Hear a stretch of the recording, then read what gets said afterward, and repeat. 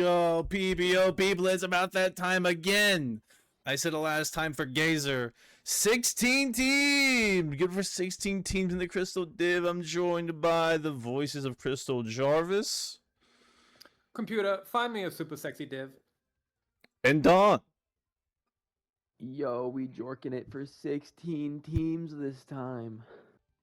2 hours in the making. Let's see if we can get this ball rolling with the number 16 team. Oh, wait. Disclaimers. Nothing personal. We don't hate you. Anything else I'm missing? Soaring, make sure you add an hour to the runtime of the video. Yep. I know that people want something longer than Stargazer. We don't want to talk that much. So please just add enough time so that our video is 1 second longer than Stargazer. I can do that. That's easy. Hey, if you could just slow our voices down in post, that'd be great. Yeah. But no disclaimers except besides we don't hate you and nothing personal. I do want to say, I think we said something similar last season about how the teams are were broken into tiers where there are like blocks where they're all very, very close in strength. This season, there are kind of like 2 blocks. There's the first 12 teams that are all pretty close, and then you have like the top 4, which are all very, very close to each other as well. And even then, the difference between the blocks is not that drastic. So, like, if you see that you're low, keep in mind that, like, literally, if you had asked us on any other day, like, the individual placements here don't really matter that much. Like, maybe if we looked at it another day, we would have put you up another few spots, or maybe down another few spots. The teams are really just that close in this division. Crystal has a knack for always making that happen, which I think is very, very unique among the divisions. I don't know. I think, especially with the addition of Infinity, Sunset, Stargazer, and Crystal, we've gotten it's been pretty common, I think, at the beginning of the season. And then even when you look at the end, like, generally, everyone is pretty close. Like, these are tightly contested divs. I think we're going to see that in the drafting. And I think we'll see that at the end as well. I'm expecting a lot of 4-4s. I hope so.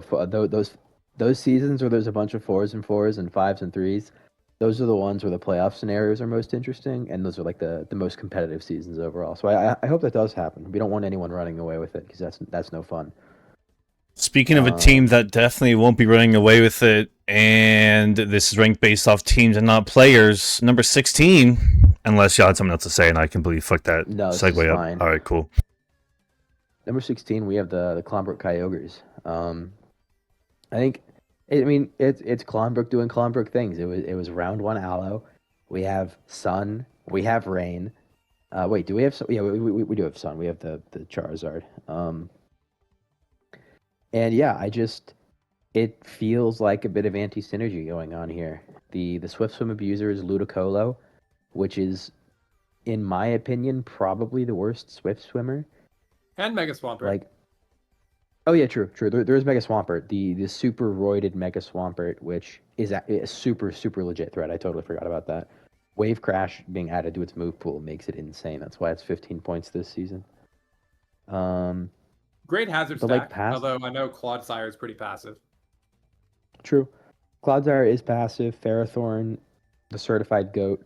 Although I do think its strength on rain is a little bit overstated.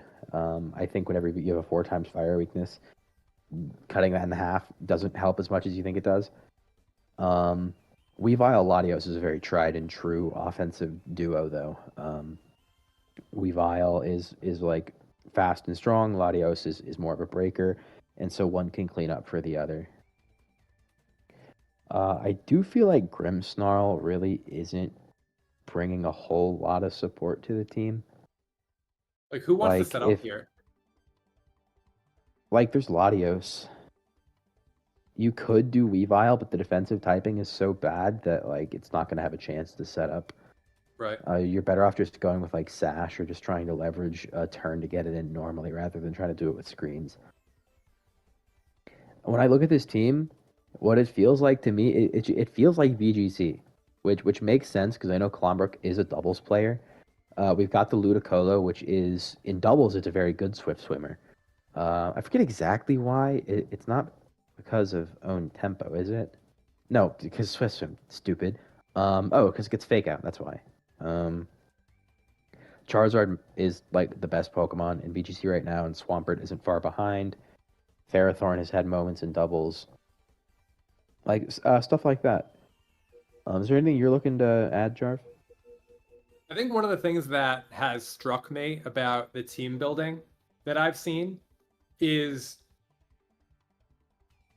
like I hate playing into fat because I struggle to build teams that can sustain beyond like 30, 35 turns. And there is such power with the new Pokemon that have been added and with like the expansion of like their move pools. So I look at this team and I see like a pretty solid like defensive backbone. Ferrothorn, Moltres, max HP, max defense Pelipper, Quagsire, Alomomola. Like it is hard to break through all of those Mons, I think, in Scarlet and Violet, but absolutely not in Nat decks. Like I'm playing into like a quintuple regenerator team for week 1, and it takes the cake compared to this. Like the strength of the defensive pieces looked a lot better 6 months ago. There's I'm too gonna much push power back on creep. that actually a lot. I think particularly in our formats, I think breaking defensive cores was much easier in PAL decks. Namely because we had Terra, we had open Terra. So if you see a defensive core you're struggling with, you just pick a type to get through the guy you're struggling with. You can Right. taunt Encore whatever defensive piece you need. They don't have Toxic in PAL decks, so they can't try and stall you out. And so the defensive backbones are, now that we don't have Terra, they're much easier to leverage in Nat decks, I think, especially with the addition of Toxic back to everything. Plus, Aloe has a knockoff again, so it's less passive than it used to be. Ferrothorn being back is like Ferrothorn Aloe is a very strong Nat Dex ladder like duo. It's really hard to break them. Is Wish back? Wish, I don't know. I think my biggest issue here is if it feels like weather, but without any of the fangs. You know, it's like it's got Mega Swampert, but that's it. All right. Yeah. Is there anything else you want to add to this one, or? No. All right, let's keep it pushing then. Number 15 is going to bring us to the Glasgow Glowbros. I think we had Glasgow at 15 last season too. Oh, did we? We might have. Impossible? Didn't he do pretty well, though? Impossible to be at 15 last season? Sorry. Oh, true. Oh, true. It would have been 13 last season.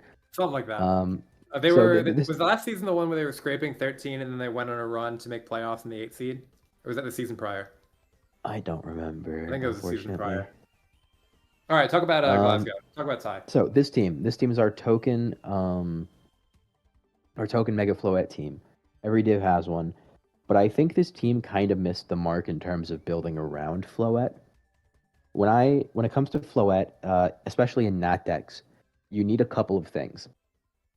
First, you need a way to break through steals and poisons. Not just bait them in, you need to be able to break them.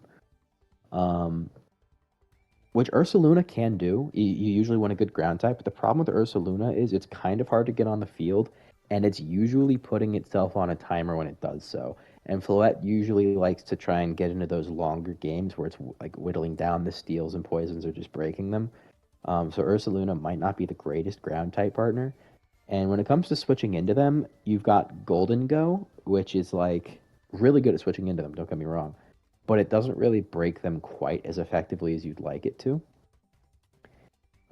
Further, Floette really likes hazard support, because the two main ways that the poisons and steals will beat Floette is they'll either be Assault Vest to take its hits, or Boots so they don't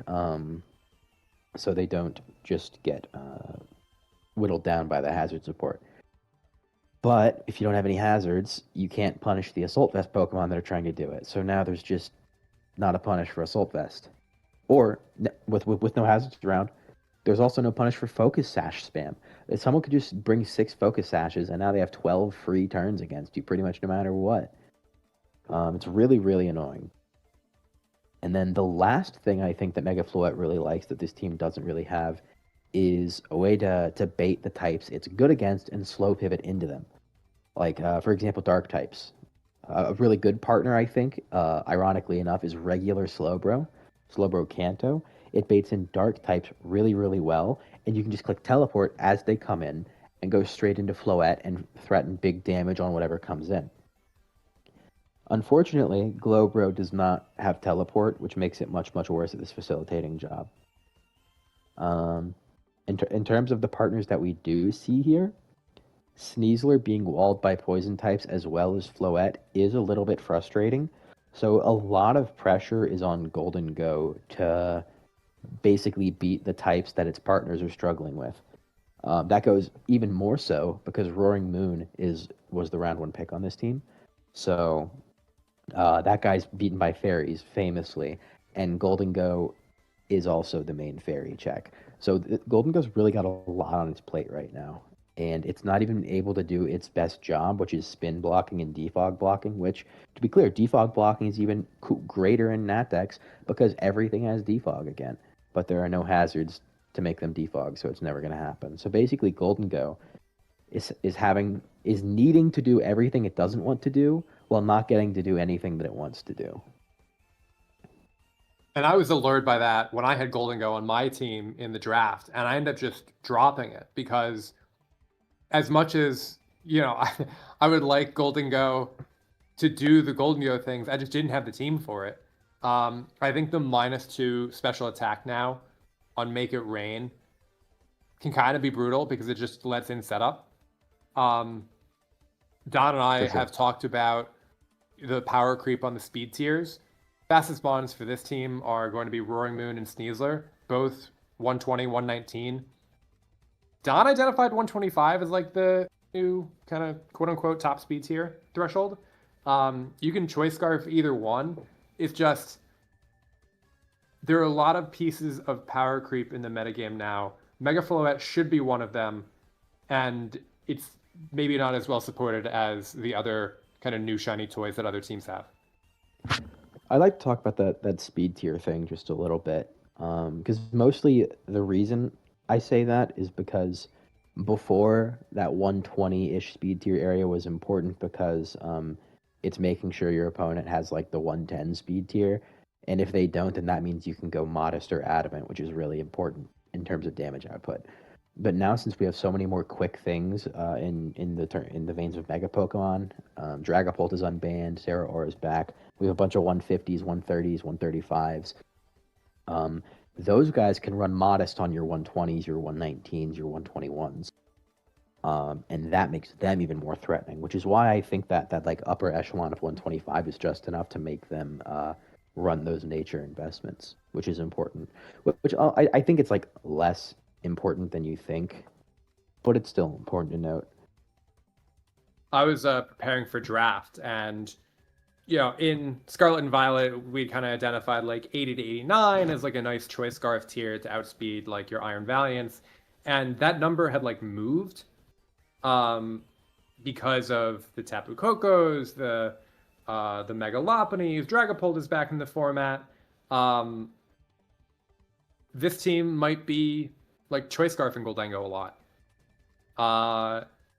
It might be figuring out, okay, do we can scarf Goldengo? I think it's just switch in on too many things and stay healthy. If that's the case, then there's nothing from like 80 to 100. If you have defensive Goldengo and defensive Zapdos, there's like a huge chasm. This team can definitely like win games because there are enough like offensive setup win conditions, and if you can just like take advantage of an opponent's mistake and position for a Dragon Dance for the Roaring Moon, the Unburdened proc after like a Swords Dance from the Sneasler, like you can punch through a lot of stuff. For sure, the team's like very strong. All like the Pokemon are all good Pokemon. Besides, sorry to interrupt. No. I was gonna say besides silly little Glowbro down there. I like Glowbro, but I just don't think he's that good, unfortunately. Yeah. But yeah, that's kind of our TLDR on Glasgow. Yeah. All right, we can move on to our number 14. At number 14, we have the Metro Boomburstin. This team in my opinion, just has a lot of guys. You know, like this was the wheel team, so the round one picks were a little bit barren. So I'll give it that. But I don't really know if Mega Frostlass is that like wheel pick. I think it's a little bit underpowered for that. And I think Treads in that Dex probably isn't as juicy as it is in Paldex. I think it just kind of starts getting like power crept a tiny bit. Not that it's bad. It's not a bad Pokemon at all. But I just think this team notably feels like it's missing a heavy hitter. And then if we look at the team a little bit more, we have King Gambit and Raging Bolt, which famously in draft have been compared to each other for doing similar things in terms of ending a game. But to be fair, that is Paldex. And this is Natdex King Gambit with Knockoff and Rock Polish, so it does function a little bit differently. Knockoff King Gambit is much, much more effective at being a mid-game threat with stuff like Assault Vest. But past that, a lot of these guys are just kind of interesting. Like, you have Frostlass and you have Slowking for snow setting, but you don't really have amazing Veil abusers. Non-Terra Wellspring is like okay at it. Raging Bolt is probably your best bet for a Veil Pokemon on this team, and I don't think its base typing is that incredible for abusing it. It is an incredible Pokemon. I love Raging Bolt, but I think without Terra, it's kind of a shadow of what people expect from it. Am I crazy to say that I feel like the end game win con for this team, like what you're trying to position with Veil, what you're trying to position with like Hazards Down is to facilitate a Gambit sweep? I mean, I know what you're saying on like Gambit being better mid game with like the new added moves, but I like look at this team, and you have two Mons with like their top speed, the top two speed Mons are Mega Frostlass and Orgerpon Wellspring. Neither one of them can like run items. Orgerpon and Trailblaze Sword Stands, right? But it requires a whole bunch of setup. Raging Bolt doesn't have Terra anymore, which like really nerfs it, but like I think priority is still really good, and I think King Gambit might just be the Mon to play through for this team. Maybe. I just think at that point it's not really utilizing knockoff at all, which it kind of feels like it's trying to do. I guess there's already a lot of knockoff on the team. There's not a ton of hazard pressure. There's rocks from Treads and spikes from Woger, and that's it. I think Gyarados will be forced into Scarf almost always. It is the only viable Scarfer on the team, except for Raging Bolt, which does that maybe once a season. So let me ask you, because I'm kind of asking this this question for myself as well. 3 of the, I'll say, best Mons on this team, Mega Frostlass, Wogerpon, Silvally, can't carry an item. Does that bother you? It depends. It makes you less knockoff weak, which is like a benefit. This team is like, if you're clicking knockoff into this team, I don't really know what you're doing, because you have Treads, which runs booster speed a lot. You have Bolt, which runs booster Spatak a lot. You have 3 resists, and you have 3 Pokemon who don't get affected by the item removal part. And then you have Rhyperior, which has a billion defense. The only thing it actually hits well is Slowking. Right. So I think in that case, it's a strength. It's a good thing. And I think Silvally is like, sure, it doesn't technically hold an item, but its item is changing types. Right. And that's really good. Like, it's just a catch-all defensive piece every week. You can click Parting Shot, U-turn, Defog with. So I think in that regard, it doesn't bother me too much. The thing that bothers me the most about it is not having a viable Scarf. I'll be right back. Yeah. One. Bolt at 75, Silvally at 95, Gyarados at 100. You really only got 2 options for Scarf, and the Bolt coverage is kind of iffy. You've got Dragon, you've got Electric, and that's kind of it. Silvally, the new Terra. The new Terra piece. Don said he'd be right back. But do you think we can move Silvally also on? gets Parting Shot, so it's not like, you you can't find positions for things to set up here. I'll be curious to see how the Mega Frostlass does. This team might need Mega Frostlass to be like the designated breaker as opposed to like a support that sets Veil. It is the fastest Mon, and this and Raging Bolt are really the only two special attackers. The only insight I have So- here is that she really wanted to use Mega Frostlass, and if it got sniped, she'd be really sad. So she really wanted that last. So I imagine her plans to support this as best as she can, and not make it feel like it was a waste of round 1 pick, which I don't think it is, but we'll find out. Yeah, I think this needs another special attacker as well. Just my 2 cents. Oh, We yeah, can good we can point. move on, and Yeah. Don can jump back in when he comes back. Yeah, that'd be lovely. Fuji Fuecocos, not Fiji. Sorry, Void. Fiji, Fuji, Tomato. Into the Void has a new logo, a new team brand.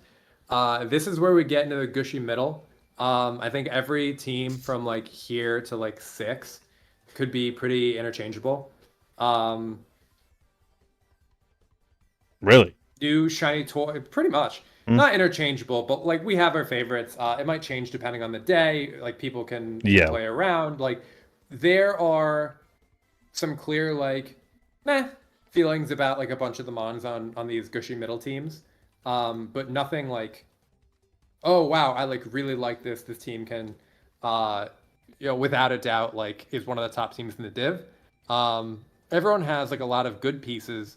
They all, most of them have like their type chart pretty like well sorted out. Have hit like key roles. Like in the prior teams, we had a team that like didn't have any hazards. Mm-hmm. This team has hazards, but it's incredibly reliant on Garchomp. Wow. A bunch of the previous teams, didn't really want to run removal. Like they had Defog with Ting Lu.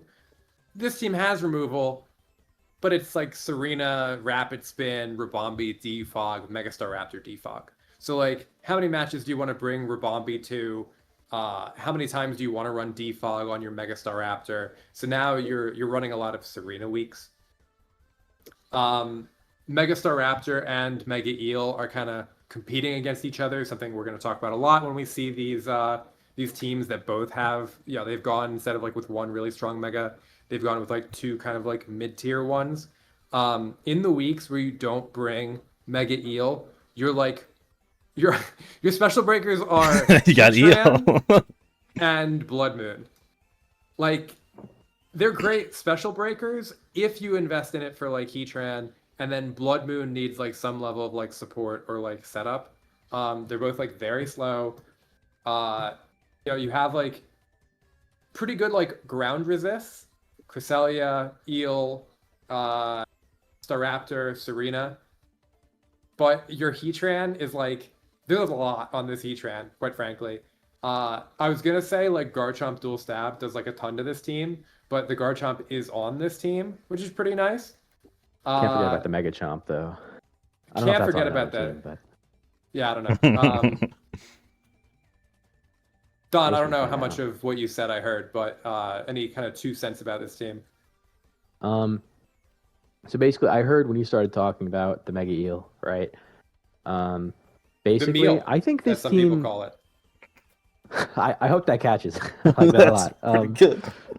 But I will say, I think the meta for Staraptor in singles is not going to be the max HP, max speed set that they do in VGC, because you can't boost your attack with Charm like you can in VGC. So I think what's going to be more popular is we're going to see some sort of bulky attack set, and the teams that use it are going to be facilitating it with paralysis. And I think in terms of how this team facilitates that, I think it actually does it really well. You've got Cresselia, which is really good at spamming T-Wave alongside Ice Beam. You've got Rabombi, which can Stun Spore, or also Sticky Web, which is the same thing as paralyzing a whole team. I was going to say Electros Mega can spam Discharge, but if you're using Mega Electros, then you're not using the Raptor, which is a little unfortunate.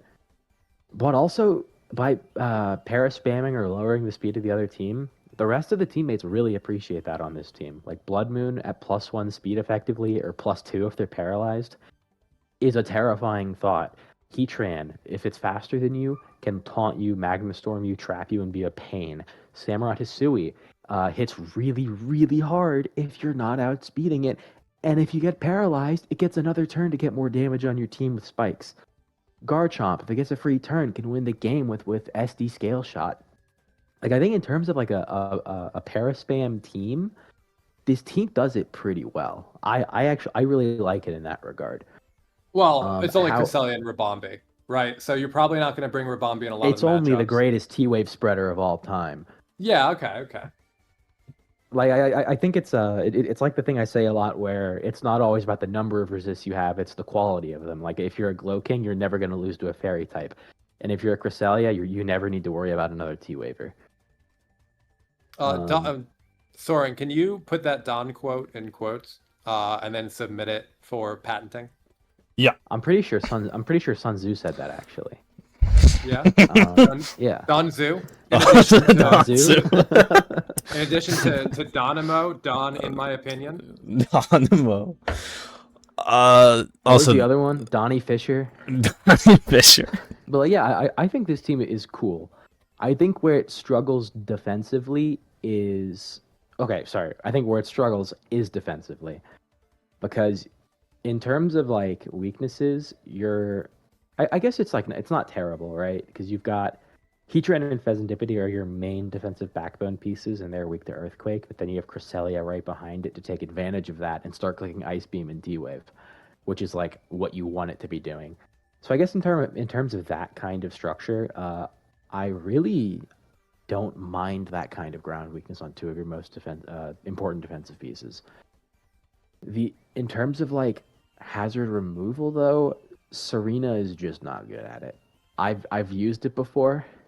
I won a season somewhere with it, and let me tell you, it wasn't because Serena was on the team. It's a cool Pokemon, but it's usually best served as kind of like a water resist, which this team does kind of need, actually. If you look at the team, the water resist is Samurott Hisui without Serena. So, and it's not very bulky. So Serena being there is like okay, but personally, I probably would have preferred something like maybe like a Serperior. Ooh, Serperior would go crazy on this with like Glare Spam. You need another special attacker too. Yeah, that too. So I think Serperior's on another team already, unfortunately. But if you can get them to trade, maybe they're low on hazard removal, and you'd like to do a 1-for-1 Serena for Serp, because I think they're both 7 points. I think that would be fantastic. It would also help your speed tiers here, because you go straight from Mega Raptor to Rabombi, which Rabombi's top speed is it is fake. Because most of the time when Rabombi comes, it's going to be sacking itself turn 2. And when it doesn't do that, it's like doing it once per season. So you really need to worry about those speed tiers. In terms of viable Scarfers, I think the only viable Scarfer you have is Samurott Hisui and maybe Heatran. Samurott Hisui is a really good Scarfer, but Heatran is not so good. I wouldn't call Fez a viable Scarfer. If that guy's doing offensive stuff, I think it needs to be bulky setup. Can we do like the three of us in unison, like a 3-2-1? Rabombi! It's not going to sync well, but we can try it. All right. Soren, you with us? Yeah. Would you walk away? No, I'm here. 3, 2, 1. Rabombi! That's pretty good. All right, we'll try again like later in the video. Yeah. Whenever we need Next him the PRs, most. Next PRs. It'll get Week better and better each 6. one. Week 6. I'll surely be on this team still. All right. Next I team? think with that, next team. Rabombi. Hello, Kelowna. At 12, we have last season. This is Neon Champ, right? Correct. Last season Neon Champ, Kelowna Kricketunes. We have a Sand team. Hold on, I just want to call Sand- out dead center. Kelowna has the Cricketune. True. Drafted around Match 3. shot I'm kidding. pick. No. Yeah, Not so drafted. not drafted round 3. Another Sticky Web Pokemon. It's Valiant Sand, which is like an archetype we've seen before. I don't know if we've seen it in the PBO, but we've seen it like in Paldex in general. Valiant Terra Excadrill was a really big thing, but I'm not sure. Ooh, sorry, I'll be right back. This Pretty team is standard. insane. Valiant with Sand. I helped design this team. Oh, Our thinking was Pecharunt as the kind of Fizz-Def wall. What can we pair it with to kind of take on the specials? We went with T-Tar. T-Tar, famously weak to your non-stab low kicks, your close combats. What could be better next to that than a Pecharunt? And if we've got T-Tar, we might as well get Excadrill. I've been using Excadrill in a Champions League where I'll sometimes use it with the Sand Rush. So it doubles the speed as regular Excadrill, and then if and or when I need the damage, I'll Mega it. Mew, like, ultimate utility mon, like, we were just talking about Cresselia with the the T-Wave Ice Beam spam to kind of open things up for the rest of the roster. I used Mew a ton last season as like Spikes drop detail, and this team would really like Spikes down because it has the Pecharunt to spin block. You have like the Iron Valiant, which is just trying to you're trying to set up to get things into that kill range. Palafin, same thing, really good prio. I do think the team went a little off the rails in draft. Not entirely sure what this Mega Gyarados is here for. Like, I think you would want another special attacker. Like, you have Iron Valiant, and then Mew is probably doing other things than being like a special attacking like sweeper. Like, I was forced in that position last season with Mew where I needed it to be like pretty offensive because I needed someone to fill that hole, and that might be the situation with this team as well. Not that Mew like can't do it, just there's not like clear other options. Rotom-Mow is here, but are we really running like Rotom-Mow like Choice Scarf like as an like offensive pick? Like if the team is I like think weak so. on I ground, think that's like all it does. yeah. Like it can't use Grass Stab. Frankly, it can like Leaf Storm and then stuff like sets up on it. You got the Talonflame as like your top speed, which is like kind of fake. If you are gonna be like dropping the hazards and trying to deny it with like Pecharunt, how many games are you really gonna want to bring the Talonflame? I don't know. I think this draft went off the rails, and I like the top 6 a lot.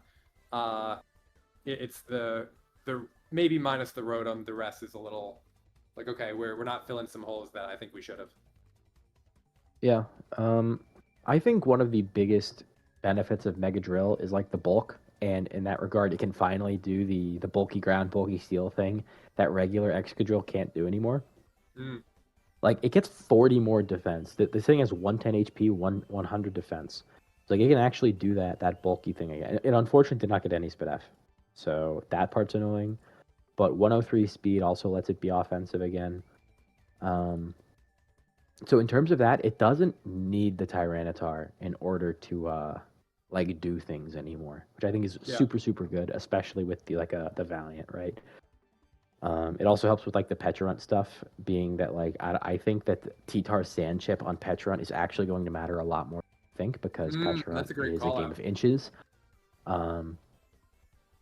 Because like way back in season 4 of PBO when I had Hippowdon, after the first week, it chipped a couple of my guys into range of stuff, and I never brought Sandstream again. I brought Sandforce Hippo every week just as a fat piece. And for Tyranitar, you can't do that because it needs the Spit F boost to do anything, but I could see the Sand having some negative impacts.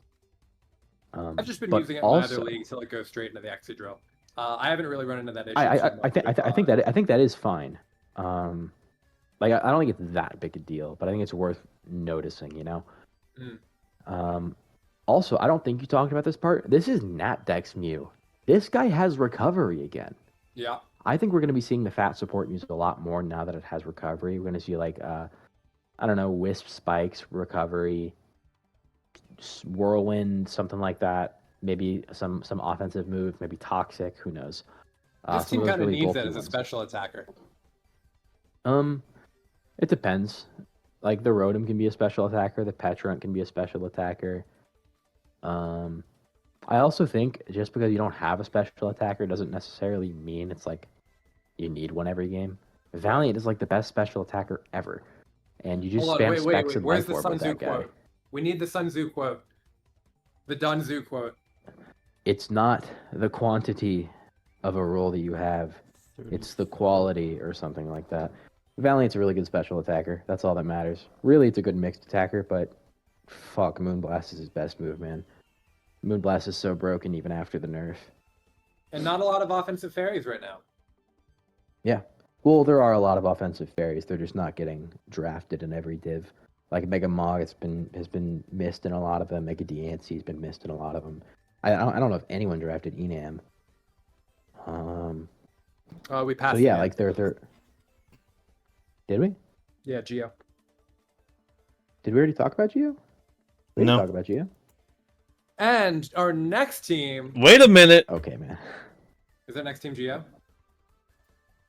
Yeah! Oh, let's go! What is Geo? Forgot there's some PR. Oh, look at that segue! That was immaculate. All right. He's back. Second spec team. Spec plus single strike, tried and true hood classic. And then we have the Geo classic of Enamorus and Gliscor. I think regular now with ice Enamorus. resist. True, we have an ice resist this time. We have probably multiple. the best. We have the best ice resist of all time in Empoleon. That guy beats legit every ice type, and if you say it doesn't beat backs, you're not trying hard enough. I think Tauros doesn't really do a whole lot. As a fellow Tauros enjoyer, I think unfortunately it's not going to be doing enough. 110 speed Yeah, is it's probably 3 pretty points. valuable though. It's Yeah, it's 3 points. points. Yeah, I can't harp on it too much. So you talked But in terms about of filling a Serena. speed tier, we've got the Scream Tail. Sorry, go ahead. Yeah, I'm sorry. You talked about the Serena and how it's kind of ass as a as like a spinner. I'm Right. assuming you don't feel the same way about Tentacruel. No, that guy knocks off the ghost. I guess Serena can knock off the ghost types too, but this guy has the speed to get it off and can leverage its typing and special bulk to get it off pretty reliably. I think I wouldn't call it a good spinner, but it's a passable one. And this team isn't particularly rocks weak, so I wouldn't worry too much about it. We also have Defog, Empoleon, and Gliscor, and Rotom Heat, so yeah, I'm really not super worried about it. Mega Venusaur is a piece of shit. It is really, really annoying to break. Rotom Heat's the classic. I'm just trying to check the boxes on the type chart. I do like Screamtail on this. I think the Encore Baton Pass Wish T-Wave bullshit is really valuable on a team with stuff like Spec and Urshifu, especially because Screamtail invites in Steel type so easily, which it can just go right into Urshifu or Gliscor for. So in that regard, go ahead. I was gonna say, are you worried about the speed on this team? Like it fills the No. Yeah, we've got a mon that breaks like the 120. They actually have a bunch of mons like a Tauros at 110, Screamtail at 111, and then Spectre at 130. But I think we've seen both in PBO and in other leagues, like you bring the Spectrier and then you face like 7 anti-Spectrier teams in a row. Like the Spectrier probably isn't going to be the all-star of this team. It opens things Well, up I mean, for that's just how every Spectrier season goes, because Spectrier warps every team to pick anti-spec Pokemon. Geo's the horse whisperer, Jarv. Yeah. This guy's used picture once in a season, and he's the And, like, record. He was once a record To keeper. answer your question about the speed, I don't think it's a problem at all. We've got 111 speed that should come to pretty much every game, most games at the very least. And then it jumps to 130, which I think, while it is a large amount, it's a normal enough amount to where it doesn't like worry me at all. Because like I'm not going to ask you to get a 120 between your 130 and 110, because like at that point it doesn't really, it's not forcing a lot of prep in that regard, you know? Like what are we trying to force at this point? Trying to force Dragapult to run Timid? It already is. You have a Spectrier. So like yeah. Basically I think this team is pretty well built around Spectrier. I think it might have a hard time getting Spectrier on the field. It might be relegated to revenging towards the end of a game. Might see a lot of Scarf spec sets with this kind of build, but I don't know. We'll have to see. What do you think of the Mega Veno? That I just on principle, I hate that guy. Not because I think it's bad, but because breaking it is super annoying, and I don't want anyone to have to suffer through that. But like actually looking at this team would body a Floette team. Like we have 4 really good fairy. Okay, we have 3 really good fairy resists and 1 bad fairy resist. But it's still a Rotom Heat, so it'll take the hit. Especially the Floette team in this div, because it doesn't really deal with the answers to Floette that well. So I think like that's the kind of matchup this team would thrive in, right? Like overall, I think if you're building around spec, I think Single Strike is pretty much one of the best options you can pick. It hits so hard and it breaks so much stuff. And again, like I just said, Single Strike forces and fairies, you beat every fairy ever. So I think in that regard, it's really good. You have anything else? Who's our Mega Floette team? The 15th place one. Ty the guy. Yes, Ty the guy. Week 4. Week 4. Oh, it's happening. Yeah, keep an eye on that. Unfortunately, Ty, if you see this, it's gonna be a rough matchup for you.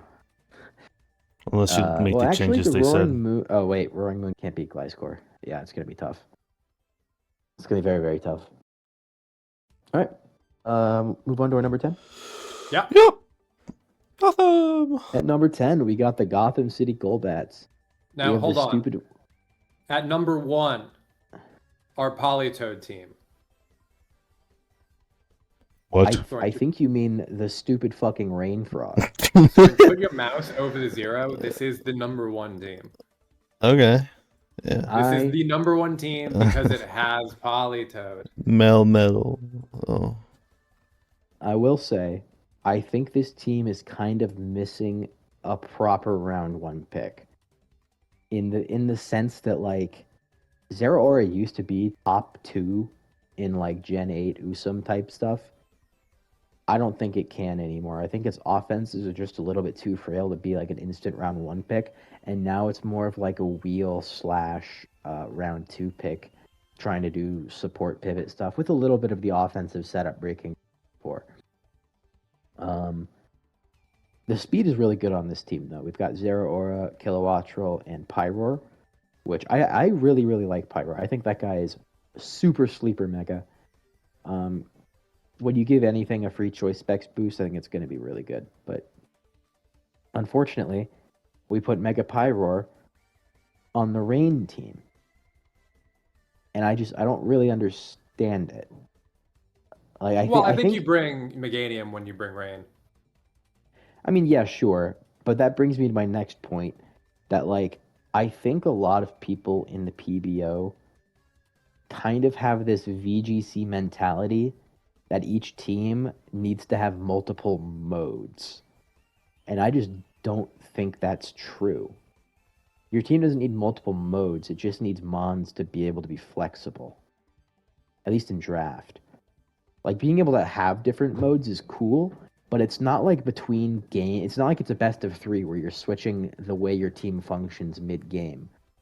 So you don't need to be worrying about having multiple modes in that sense. What you should worry more about is making sure there are synergies between all your Pokemon, and that you can bring most combinations of them to answer most threats. And the thing about this team is, like, there's a lot of overlap and anti-synergy between a lot of the Pokemon. For example, Kilowattrel doesn't feel like it makes a lot of sense on a team with Zeraora. Like, they both have Volt Absorb. They're both really fast, and you can just use Zeraora on Rain instead of Kilowattrel. Like, I get you want to spam Hurricanes, but you don't need to, you know? Especially with Rain, I think in Rain, PBO has kind of proven that if you're not committing to it, like a full Rain team, it just doesn't work. You either got a full send Rain or you can't do it at all. And we have multiple picks here. Like, we have Overquill, Kilowattrel, and they're clearly trying to do the Mega Meganium Rain stuff where you still get the Stab Fire move. It's like we're doing that kind of commitment to Rain, but we didn't even get the good Rain setter. So, like, it's going to be even harder to pull that kind of thing off. So I don't know. I feel like I'm being negative here, but like at the end of the day, I do like all of the Pokemon individually. I just think we need to be mindful about how we put them together, you know? Only removal is a Mr. Donald fan. I think Don fan's like okay. See, I'm pretty I do think anti-Don fan. Now that I've learned about Hippowdon as like your bulky ground, I'm never going back. You couldn't ask me to take Don fan. maybe Both? I'm You a can love multiple both. ground type kind of guy. You can love both, No, Charm. You not can for find me. that in your heart. You can find that. Call me polyterrestrial, or however it would be. Call me Toad. No. Do you want to talk Um, about teams going forward that have taken two kind of mid-tier megas that are going to be competing against each other? I don't think that's a bad thing in and of itself. I think what's more important is that they're both able to be used without costing a lot to the rest of the team. For example, in this case, if you're not bringing Meganium and you bring Pyroar instead, it either means that Pyroar is going to be borderline useless, aka Rain, or your Politoed, Overquill, and Kilowattrel can't really come to their fullest extent because you're trying to use Pyroar. And of course, Overquill can come as a support piece or just a normal offensive piece like it's done in the past. But on this team, it's clearly trying to do that offensive thing. So I just think they're kind of working against each other a little bit. And then Keldeo Fraud Watch with doTERRA. That's my opinion, but I would understand if people disagreed. I also think the Melmetal feels a little bit off, especially as the solo steal. Uxie feels like it's trying to set Trick Room for it, but Uxie is just not a great Trick Room setter because it has 95 speed. Well, I mean, maybe that's like okay because you can be 95 speed, click Trick Room, and then you turn it out slowly because you're fast or something. I don't know. Maybe it could work out, but I think in Nat decks, Melmetal's best sets are like T-Wave Bash, anyways, with Punching Glove. But I don't know. It'll depend on matchups. Like overall, the team's not bad. It's at 10th because like all of the Pokemon on here are good and they have good bones. But I think overall the team is probably going to struggle actually building the team each week. A lot of T-Wave on this team. Is there? We got Uxie, Melmetal. Those are the only guys that are gonna like click it. Well, if you bring Kilo, maybe. All right, we can move on. All right. Number 9 team. We've got the Sydney Sylveons. This is the Megalop team. Megalop unleashed with Swords Dance. Pretty terrifying. And then Sydney went and he's like, okay, let me get a really good breaker with that. And he grabbed Natdex Curum, which has Roost back. That's terrifying. And then he saw that and he's like, wait a second, let me just get a slow pivot to that A, juices up the Curum, and B, gets in Lopunny on all the dark types I invite in.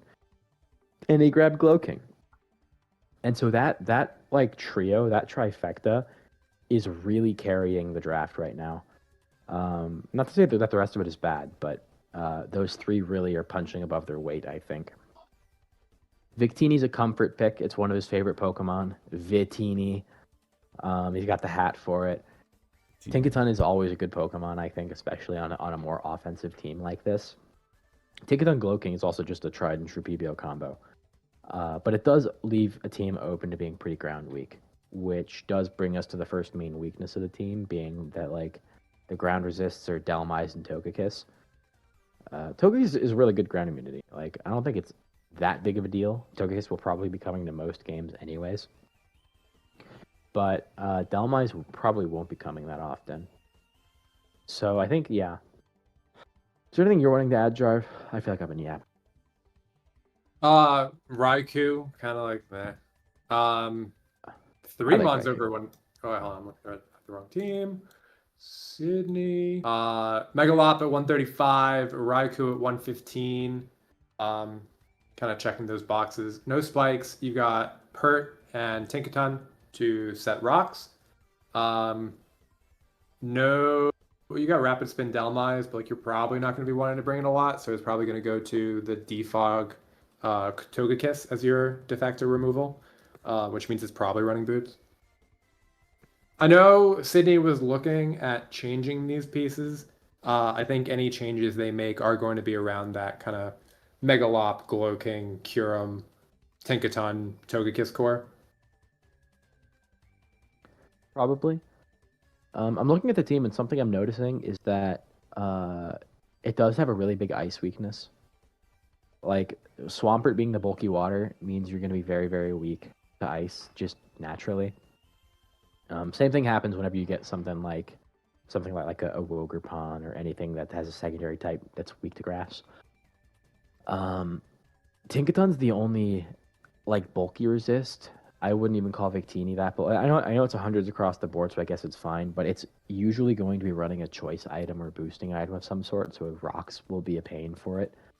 So rocks are a bit of a pain for this a lot of this team.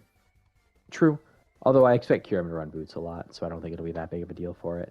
Yeah. Same with Togekiss. The Victini, I think, is the most rocks weak Pokemon here. But I think that'll limit the amount of switch-ins like for ice types. But like, for example, I'm looking at this team and I think Holy Iron Bundle, like 1 point faster than Mega Lopunny, hits the Victini for super effective with Pump or Flip Turn. It hits the Tinkaton with Pump, and everything else gets Ice Beamed or Freeze Dried. It's just crazy. I guess there's Glowking, so you probably don't ever lose to it, but you have to be really careful around it. Week 6 plays Rex with Iron Bundle. Yep. But like, even then, if you ever click Chili Reception, maybe Rex is ballsy enough to bring Blizzard Bundle and just really start nuking stuff. So like, you just gotta be a little bit careful around those things. Ice and ground are always like really common weaknesses to have, and it's part of the reason why they're such good types. Which is also why drafting teams that resist them is really important. But sometimes it's just hard to do. So I understand why this team is missing that. But like, yeah, offensively, I think the team is really threatening. The Lop Kyurem alone will win games. Like with Lopunny, if they just get one turn wrong, the game kind of ends. Is there anything else you're looking to add, Jar? No, I think we move on to our top half. All right, top half officially starting at number 8. We've got the Kalos Quagsires. This team drafted Mega Gallade first, Greninja second. I'm calling this new core the Grenade core. Got Greninja Gallade. I think it's hard as fuck. That's hard as fuck. After that, you got the soaring stamp of approval. I love the soaring stamp of approval. Put that on a t-shirt. Basically, I think this team's Pokemon, they're either all like tried and true, really solid, or they're just aura farmers. Like, we've got Mega Gallade, Greninja, Tinglu, Scizor, obviously very, very strong, right? Sinistra is strong. Diggersby and Blacephalon, aura farmers. Sylveon is like a good fairy. I don't want to say it's a great fairy, because this isn't VGC. It's just I'm a big Sylveon guy. I like Sylveon. I just prefer Florges personally. Really? Oh yeah. Synthesis is broken. I think it's a much better Calm Mind Sweeper, basically, and it's just fatter. But like, that's besides the point. They're both around the same points, and Florges is usually cheaper. Rotom Wash, I guess. It has Toxic back, so it can kind of threaten grass types and dragon types. Did you know Diggersby has spikes now? No. It does have them. Diggersby, world famous spiker. He looks very spiky, doesn't he? I should have drafted Diggersby. I didn't know he had spikes. Yeah, Diggersby's cool. He got him in Gen 8. But if we're looking at this team, Mega Gallade really feels like a breaker on this team with Tinglu hazard support, with Greninja and Scizor and Blacephalon to clean up, which I think is kind of exactly how you want to run Gallade.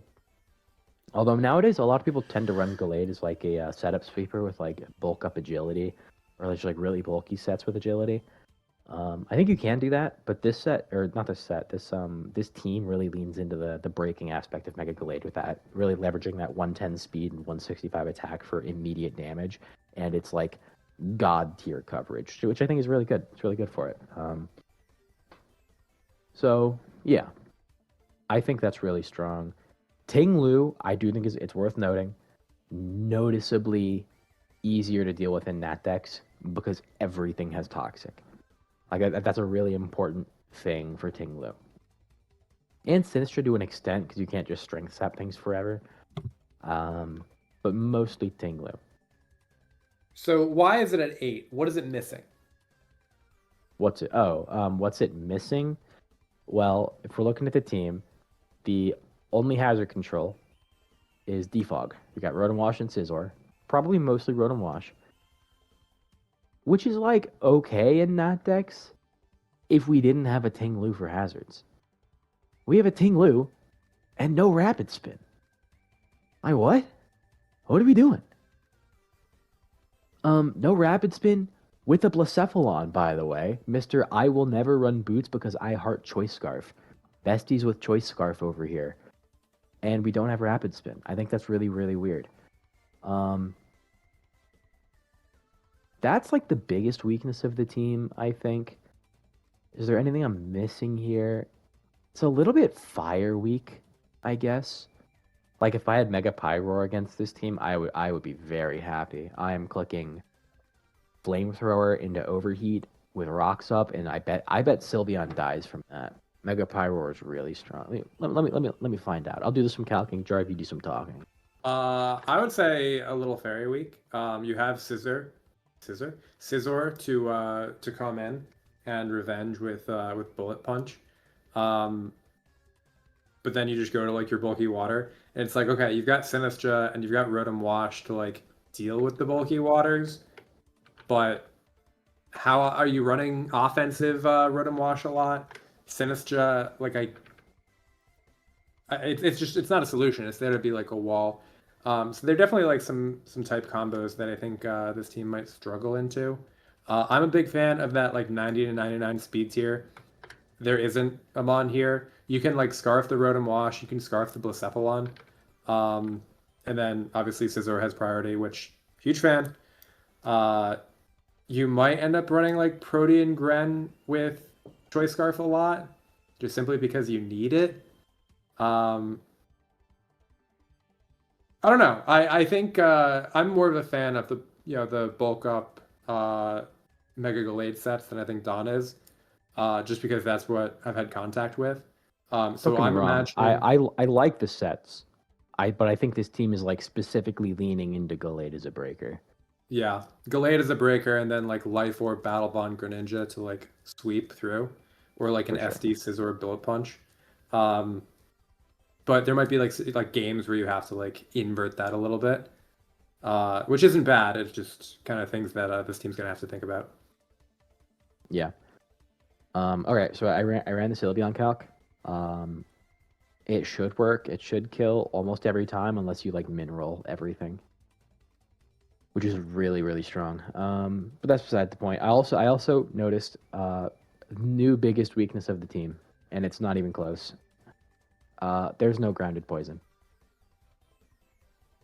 Everybody, T-spike this man. Get him up.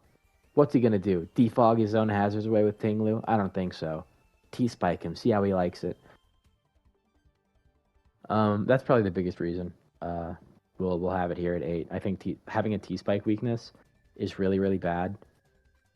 I guess you can like spam Heal Bell Sylveon because it has that back, and that's really important. But if you have to Heal Bell every 5 turns to get rid of 3 poison procs on teammates, that's so much momentum you're giving up when you could just bring a poison type. But remember, if Sinistra's poisoned, it can't get toxic. Yeah, but then it's poisoned. Soren, put the rock think emoji on the screen. I don't think that guy has ever thought. Oh, do you mean the Moyai emoji? I don't know. I'm too old for this conversation now. Can we go to number 7?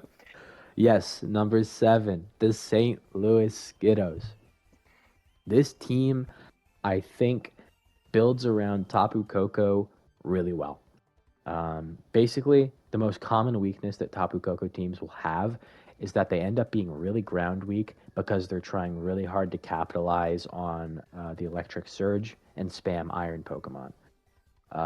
Now, the thing about Iron Pokemon is that there are two in the whole game that are resistant to ground, and they are Jugulis and Iron Leaves.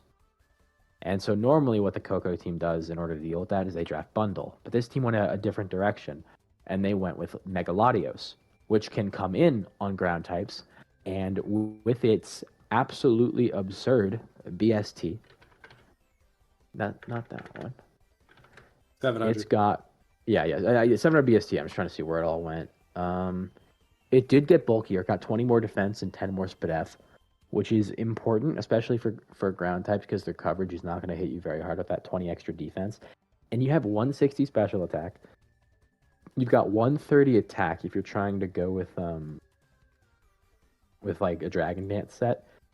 This guy gets flip turn. You can flip turn on the ground types. You can liquidation them or waterfall them if you're trying to be a cringe flincher.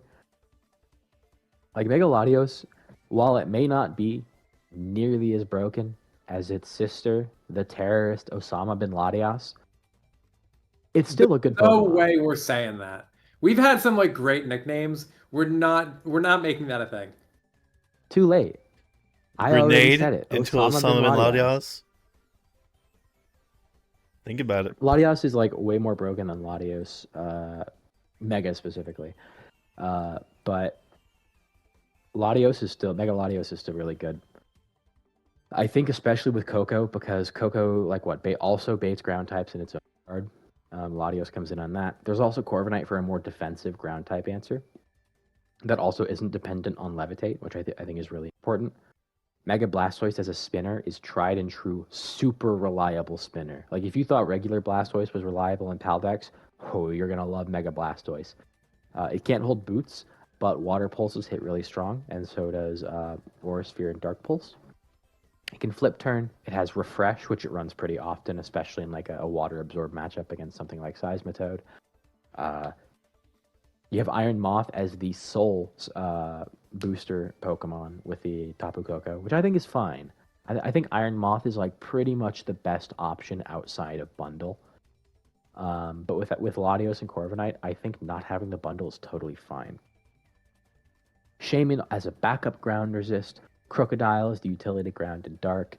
Deoxys Defense as the token Spiker Teleporter knockoff Pokemon with a pretty neutral defensive type. I kind of think it's all working together right now. We also have the new and improved, quote, not actually improved. It's nerfed, but I think it actually made it better. Annihilate.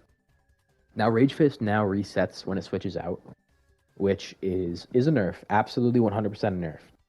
What that did is it allowed us to lower its points.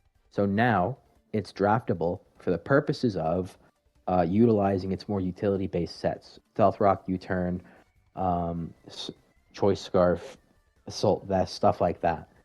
Before, when you were paying 13 points for an Annihilate, it kind of incentivized the use of the bulk-up gimmick set.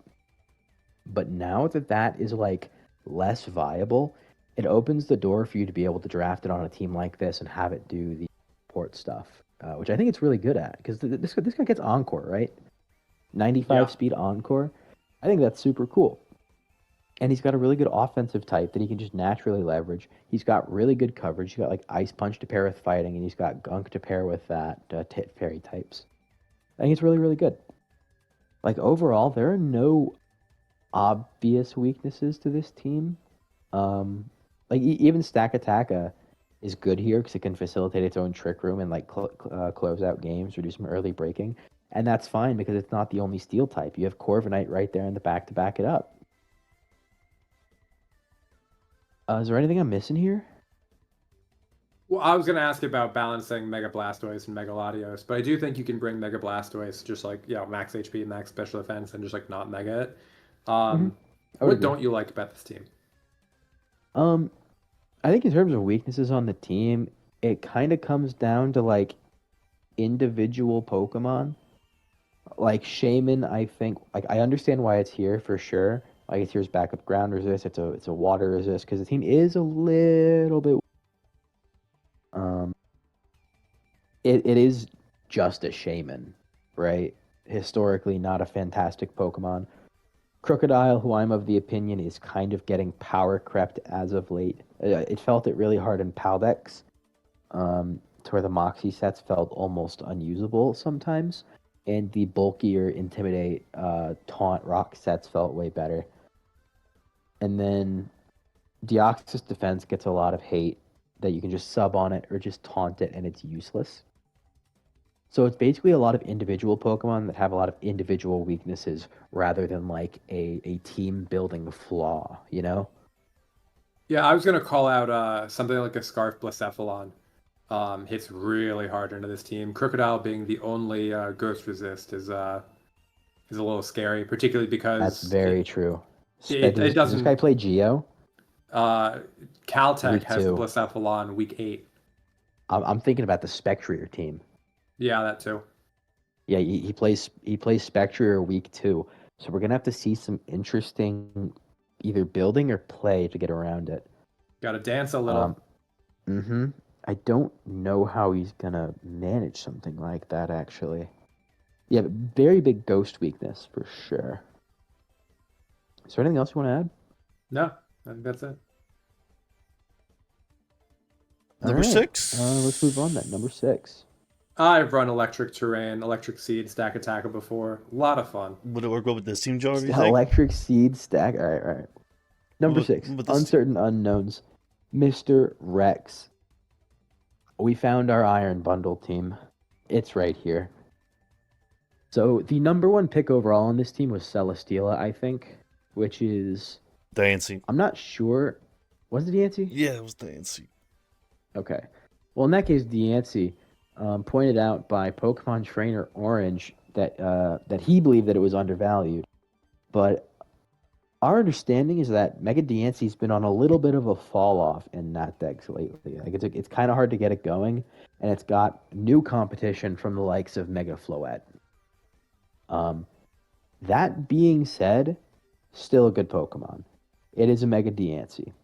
And then it feels like this team got 2 wheel picks without having to be all the way back at wheel, you know? Like Mega Deancey Celesteela seems like something I would get at wheel. And they kind of cover each other's weaknesses pretty well.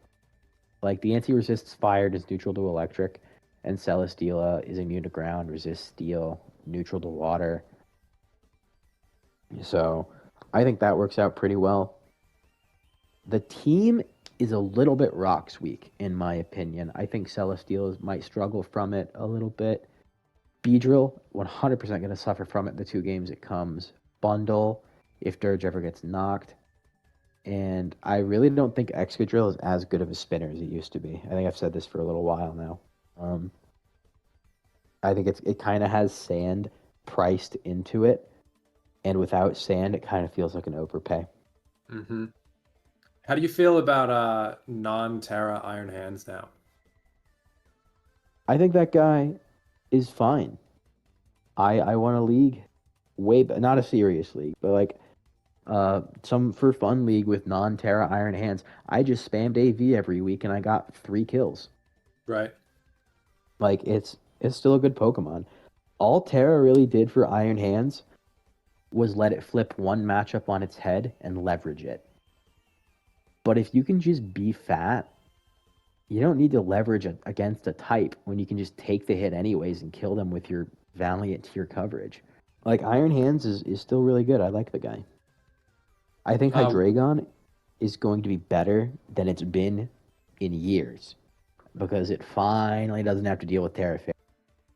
This guy can just click Dark Pulses and drop Dracos with reckless abandon because he doesn't have to worry about the best type in the game being spammed on every single Pokemon anymore. Hydreigon, Scarf Hydreigon with Reckless Abandon. With Reckless Abandon, absolutely. Hydreigon really the only Scarfer on this team, unless you like Scarf Bundle. I like Scarf Drill. Mold Breaker, Scarf Drill lets it get through a lot of the Levitate Pokemon. Ooh, that's a good call. Because we don't need to worry about sand. Mm-hmm. The bundle's a good scarfer. Celesteela, while not a scarfer, will be running Autotomized Meteor Beam a good amount. Mm-hmm. Mega Diancie could also potentially run Rock Polish a good amount. That is one of its stronger cleaning sets, so it can run Modest Moonblast and absolutely melt any weakened team. I think this team is kind of missing a lack of bulky pivots. It's got bulk, it's got Pokemon with pivots, but it doesn't really have a bulky pivot. Unless you want to count Iron Hands. Yeah. Yeah, but I haven't seen anyone click Volt Switch on that guy in like 2 years. There's no point. It's like you stay in, you trade your HP, and then something else comes in. Yeah, exactly. I do think Toxapex is like way better now than it was before, because again, bulky Pokemon are just better in Nat decks, and also Toxapex has like knockoff and Scald back, so this is basically Gen 7 Toxapex again, except it has boots, so it's super better. But yeah, this team overall is like super solid. I think Dirge is kind of whatever, but it's only 8 points, so I can't be too mad about it. Are there any types it's super weak to here? The only Ghost Resist is Hydreigon, but like you got a Pax. If it's like a Shadow Ball, you just kind of like AV it. Same with the hands. Yeah, it's true.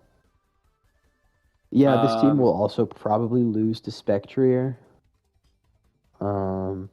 I was gonna say the fighting weakness. You called out with your signature saying that Skeledirge and Toxapex are pretty good into fighting. I think there are like some dual stab combinations, like the Iron Valiant or like the Mega Gallade. Maybe Gyaptos. I don't know. That could give this team a bit of trouble. Maybe.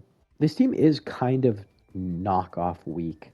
Not insofar as it takes a lot of damage from the move, but insofar as that a lot of these Pokemon are going to be really dependent on their items. Like, if you don't bring Spin Drill and your Pex gets its boots knocked off, you're cooked. Doubly so for Skeledirge. If Bundle loses its boots, good luck flip turning. If it loses its Scarf, then you're missing a crucial thing you're trying to outspeed. If Celesteela loses to its Meteor Beam, sack it. Like, I don't know. Things like Corner Pawn are going to be really good in this team. Everything is the either... rock resists are bad. Yeah, and hands just takes like 50% from a whip anyways. I've run that calc before. Right. The ground type issue, everything is either weak to ground or immune to ground.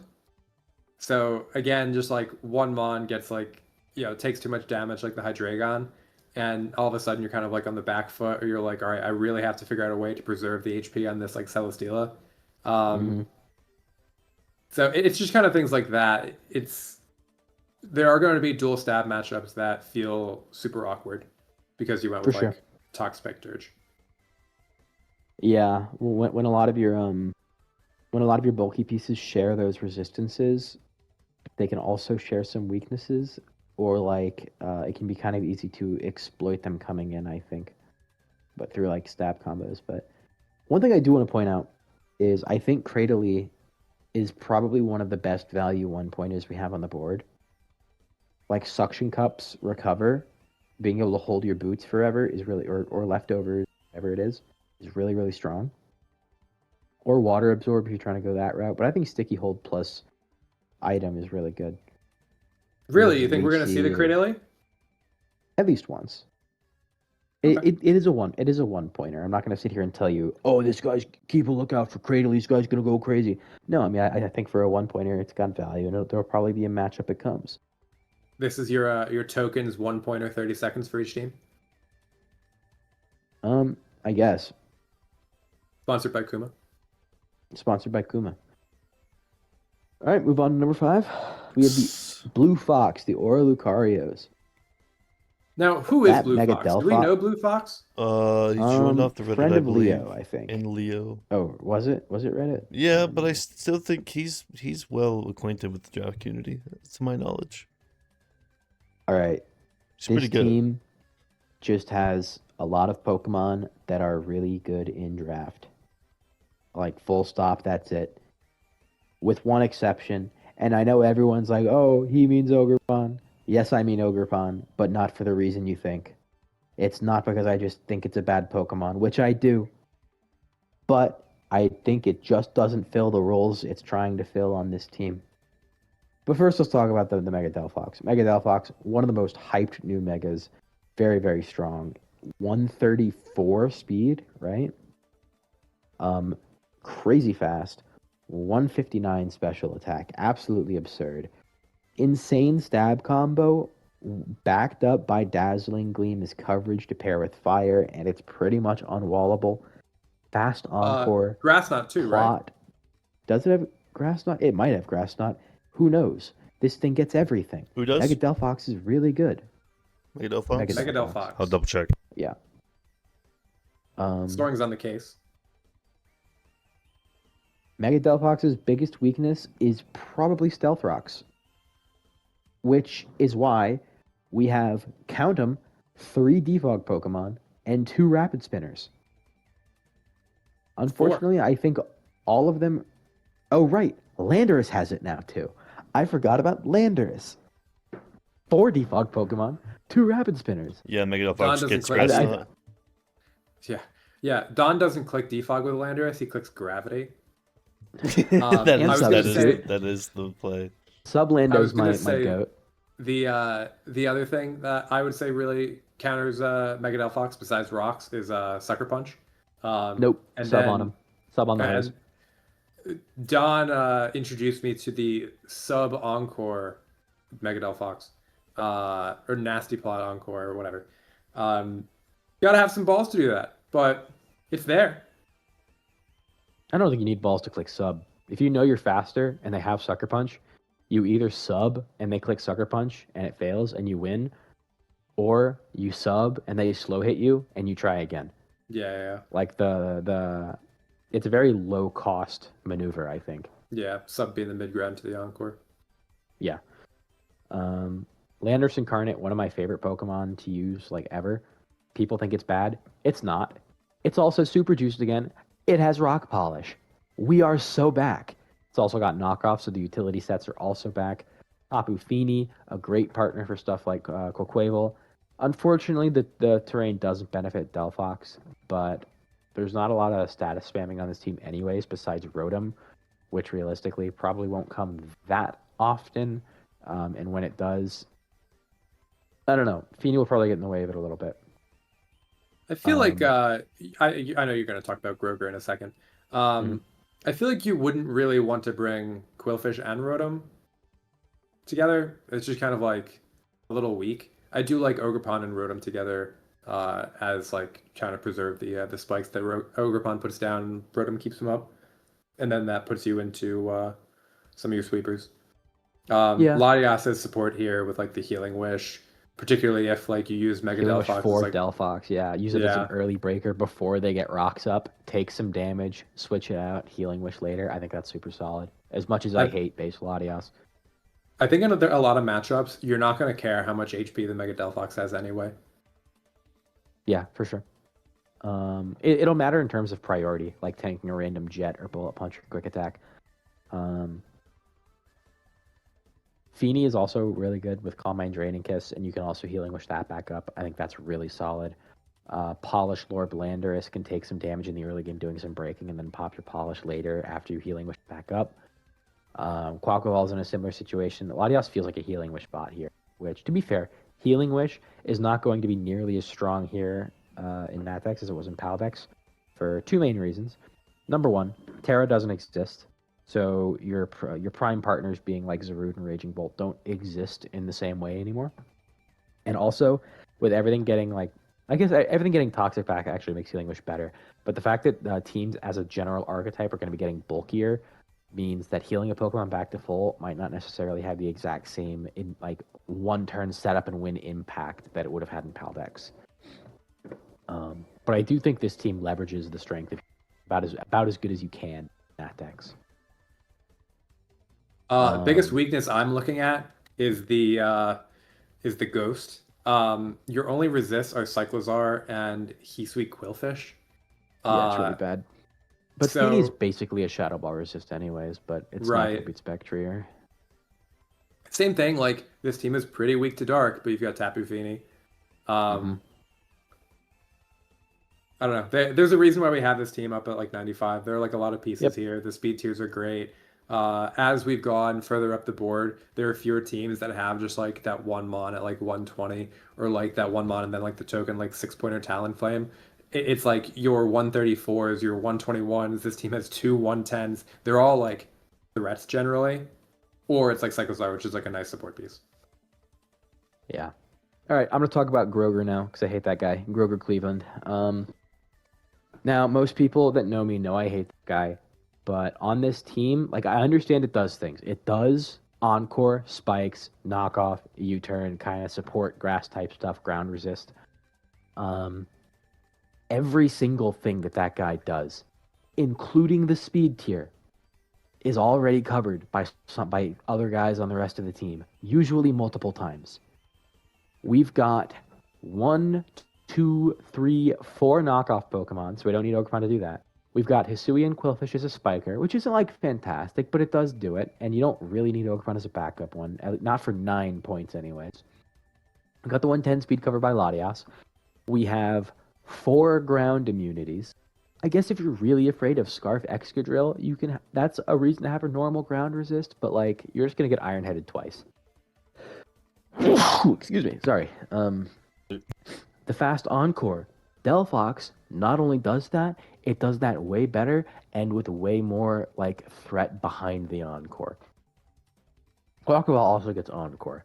In terms of setup, Quaquaval does the setup better. In terms of pivoting, Cyclozar, Landorus, Fini doesn't get flip turn, but it should. Quaquaval does it better than Orgerpon. I just don't really think it's offering what limited tools it has to this team very well. Yeah, I disagree, but we don't need to continue to litigate Groger. Soaring, put the Groger highlight video that I sent you in the video here. Got you. Yeah, right, man. Now there is one more weakness I want to talk about on this team, and that's a fairy weakness. With Hisuian Quillfish being the grounded poison and Metagross being the steel, we're not particularly specially bulky against blasts.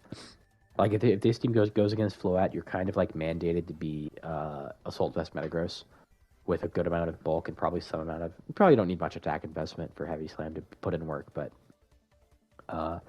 you're gonna be taking a lot of damage from like spikes and stuff. Which the Float team in this div doesn't have any spikes, so that's not as big of a worry. But generally speaking, if you go against a strong fairy with spike support, like if we go against Valiant, he's gonna get spikes up and Metagross is gonna get whittled really quickly.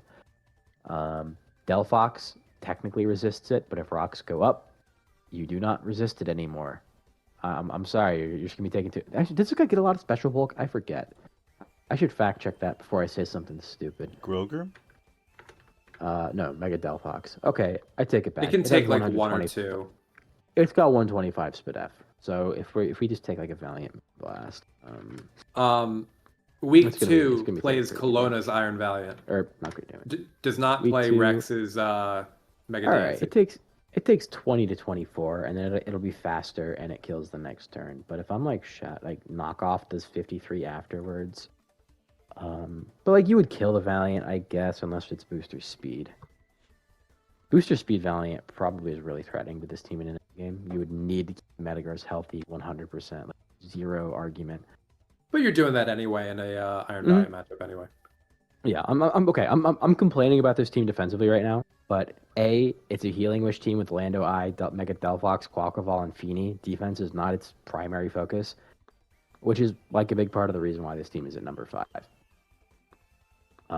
there anything else you want to add, Jarv? No, at number 4. Number All right. 4. Let's go to number 4. Who do we love more than Blue Fox? It's Moody. With the Skuntank. We have This is the superior what team. I would call, this feels like a very Smogon pilled team to me. You have Terapagos, you have really fast, really strong Dark type, you have good Steel type to back it up. That's like the first 3 picks you get in Eightmon, Core, and Smogon. Past that, it gets a little bit funky, but funky does not mean bad. I think Clefable's like gonna be pretty good again because it has teleport back. It's not just a sitting duck as soon as it gets on the field. Thundurus Incarnate's like a decent Pokemon. I tend to think Thundurus Therian is better even at the support stuff because it can still hit harder without investment. But Thundurus Incarnate is still good. I'm a big Slitherwing fan. Is like a ground resist pivot. Jarv remembers he and I were mocking for a game last season, and I was using bulky offensive Slitherwing against them. They were just picking off things left and right. And Shadow was using Slitherwing very well last season. Volcanion is like a decent water type here. I think it is double power water crept. core. I don't know if power crept is the term I would use because it still hits really hard. It's a freaking Volcanion. Yeah, it just like I was a Volcanion guy the last 2 seasons, and I think with the addition of like more Pokemon with a little bit more power, like this thing like can actually wall a lot of stuff. And I think it might just struggle too. There's a lot of like, can you keep the hazards off, or you got to run like heavy duty boots Volcanion? It can run heavy duty boots. I don't know if I would want it to. I don't know. I have a love affair with Volcanion, and I kind of just like looked at it and I was like, I don't know if this is the season, but maybe I'm proven wrong. I think it's fine on this team because of like the double water thing we got going on. For those that don't know, double water is like my favorite team archetype of all time. I almost always draft double waters, one fast and really offensive, one slower and bulkier. Volcanion doesn't tend to usually fill the bulky water role, but I think it's kind of forced into it this time around. Yeah. But usually you want your bulky water as an ice resist and a water resist, and it does both of those things well enough to the point where I wouldn't worry about it too much, especially with the rest of the team like Clefable, Jirachi, Slitherwing being so fat. But I think Volcanion's going to do the job well. Zygarde is like interesting. I really wanted Zygarde this time. I was so wanted to play with Zygarde this time, and I couldn't make it work. It's a cool guy, but generally you want to draft a lot of anti-grass type Pokemon with it, which I guess this team does have. We've got Slitherwing, we've got Skuntank, Jirachi, and Thundurus. Protean which Mega are Grand. all. I mean, when I mean anti-grass, I mean like ways to come in on them after they switch to your 1,000 arrows. So I think it's like doable with this team, but at the same time, none of them are particularly satisfying answers to them. Like Slitherwing is your best anti-grass answer, which if you're saying Slitherwing is your best anything, it's kind of an issue. But it should be fine. You're not Hazards weak because you have the best spinner of all time. So, and you have Clefable anyways. If you, because hold on, lose my train of thought. Hazards, if they go up, Clefable doesn't give a shit. Half your other guys will be running boots anyways. Jirachi and Clefable will get your rocks up. Greninja can be an offensive spiker on this team. So all this hazard pressure also means that Zygarde feels less pressure for not having Stealth Rocks.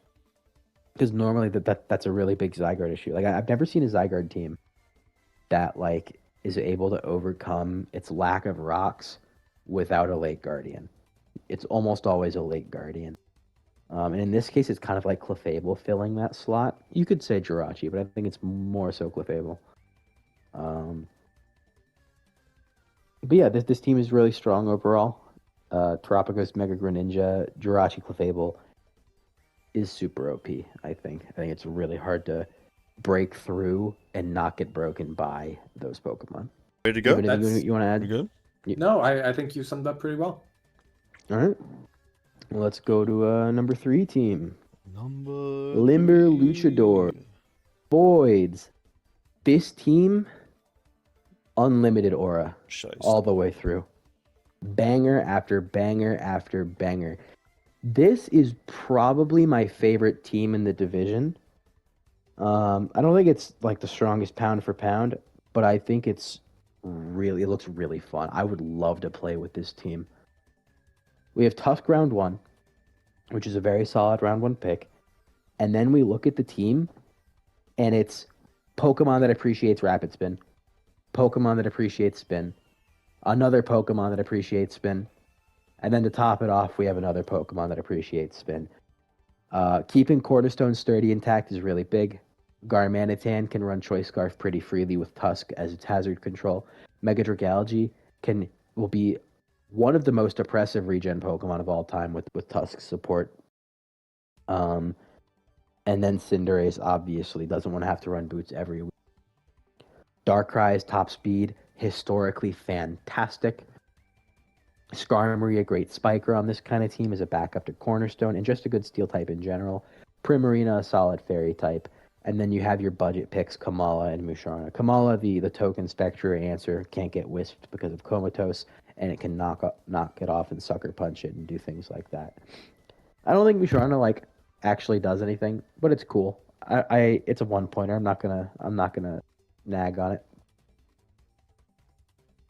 I do one of think the things team... that go ahead. Shoot. Go ahead. I was gonna say, I know this team isn't built around Primarina.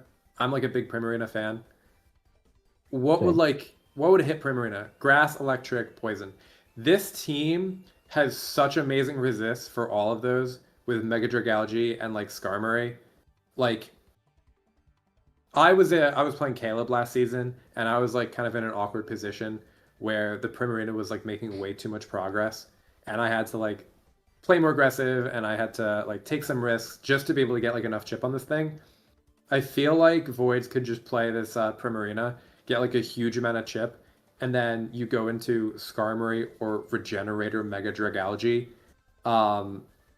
This team just has so many different resources to back any one of its win conditions, and they're all either narrow Garm but incredibly overpowering, or incredibly versatile in how it's used, with the Corner Pawn or with the Primarina. 100%.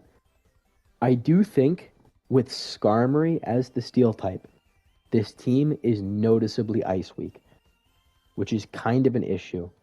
There are a bunch of typings where Primarina. It's Go. ice, flying, ground, where they have resists. But a lot of the Mons are gonna... I think we said this in one of the previous teams as well. They're gonna be a good chunk of dual stabs that just give this team fits. An Iron Valiant, right? Not Iron Valiant, very good Mon, one of the top picks for a reason. But just Moonblast Close Combat, or Moonblast Close Combat, Thunderbolt to hit the Skarm, Poison Jab. There are some move coverages that will absolutely be a nightmare for this team to play into. Bolt Beam. Bolt Beam? It's also kind of ground weak. If Skarmory doesn't come to a game, there's just not a ground resist. Yeah. You're relying on Fizdef Tusk at that point. So that's something to watch out for. There is a lot on this Mega Dragalge's shoulders, unless this team wants to HO it. I would agree, but I also think Mega Dragalge can handle it. I think that guy is probably one of the strongest new Mega Pokemon. 14 points is probably a steal. I would not be surprised to see this guy go up in the future. But for now, we kept it low because we selfishly want to bob off a little. It's actually a poison type, not a steel. My bad. Two things can be true at once, I suppose. All right, number 2. Number two, we've got Kitty Cat Violet, Whoa! You This gotta say the team. team name. Oh no. I think as long as team I name thought we've you were had. saying. I thought you were saying the coach names. All right, pretty Neko Starlight Princess. My bad for trying to be consistent, I guess. All right, Um, Soaring, edit in like a sparkling rainbow that goes across the screen when Don says "Pretty Neko Starlight I Princess." can try and do that. And anytime we say "Pretty Mhm. Neko Starlight Princess," Replay that. over the course of this, just replay it. All right. See what I can do. all right, this is the Meowscarada draft. Meowscarada Landers, tried and true, Hood Classic, GOAT. Age of Slash after that, GOAT. It's got Poltergeist now. Good luck walling this guy. Gouging Fire. A lot of people hate this guy. I think those people are stupid and short sighted. Gouging Fire can still win games on a dime or just break. Its stat spread is too good to be a bad Pokemon. Azumarill, one of my favorite Pokemon to use of all time. I have like, I think it's my all time kill leader, actually. Azumarill's really awesome. Esprit being able to spread T-Wave and Healing Wish really well for stuff like Landorus, for Aegis Slash, for Gouging, for Azu. That's really strong. Mega Glamora, kind of like a sleeper not talked about as much Mega Pokemon. Isn't it like 150 special attack with adaptability? Yeah. That's insane. This guy gets rock polish, by the way. We can just be fucking modest. Adaptability, rock polish, dual stabs, move to hit the guy you can't hit with that. Usually going to be either a ground type or a steel type. So either energy ball or earth power, whichever you need. And you just kind of clean up a game. Meowscarada U-turns forever, chipping everything down. Landorus chips things down with EQ, and Glamora wins in the end. And then the bottom, like, 3 are all super solid Pokemon. Cofagrigus is the token Mega Lopunny check. Cryogonal, Mr. Highest win rate of all time in PBO in 30 games. What's it, 78% soaring? Is that Yeah, right? something like that. For which one? Cryo? 77? 74? It's around that area. A really good win rate. Kangaskhan, token Spectrier check. If you try to wisp this thing, it will scrappy hit you anyways with Facade. It's just really good.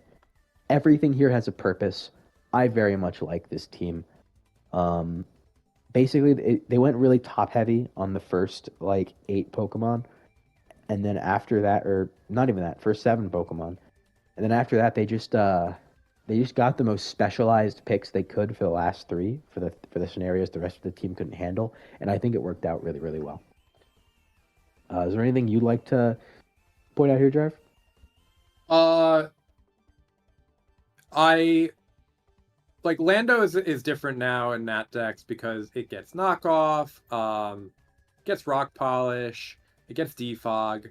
I think this Lando is going to be pigeonholed into support Lando role more than some of the Landos in the other divisions because you're not going to want to bring Cryo to a lot of your matches, and if that's the case, then the only removal is Lando with defog.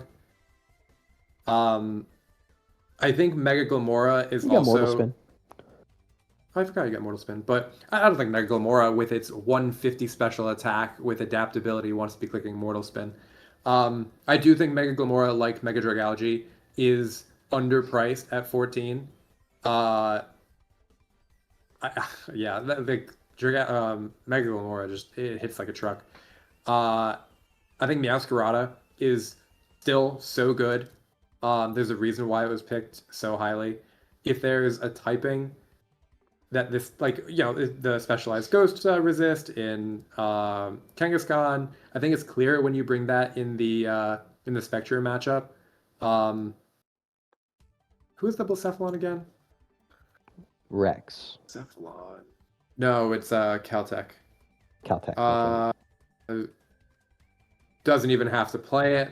I was gonna say, I think there are some other ghost types where you're like, well, I don't really want to bring the Kangaskhan, and that's when the ghost weakness like really jumps out. Albeit with like, you know, one of the best sucker punchers like in the format. I think it's just gonna be making sure with like this crazy box of tools that you're bringing the right Pokemon.